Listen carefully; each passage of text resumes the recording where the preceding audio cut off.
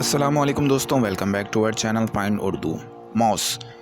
موس کا مطلب ہے خرابی یا سبزی والا پودا جو نم جگہوں پر اگتا ہے۔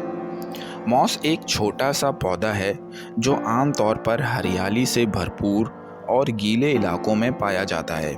یہ پودا اکثر پتھروں، درختوں اور چٹانوں پر اگتا ہے، اور جب یہ کسی زمین کو ڈھک لیتا ہے تو وہ جگہ اور بھی گیلی اور ہری نظر آتی ہے۔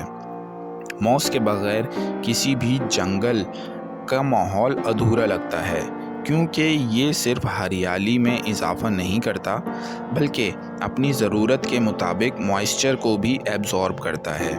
یہ ہمیں زمین اور چٹانوں پر ایک ململ کی طرح دکھائی دیتا ہے اور ایک سکون اور طبیعت کو ٹھنڈک دینے والی کوالٹی رکھتا ہے۔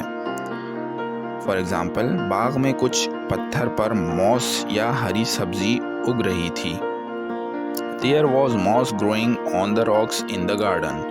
باغ میں پتھروں پر ہری سبزی اگ رہی تھی۔ تو دوستوں، موس کا مطلب ہے ایک ہری سبزی کا پودا جو نم اور حفاظتی جگہوں پر پایا جاتا ہے۔ امید ہے اب آپ کو موس کا مطلب سمجھ میں آ گیا ہوگا۔ ملتے ہیں نیکسٹ ویڈیو میں۔ شکریہ۔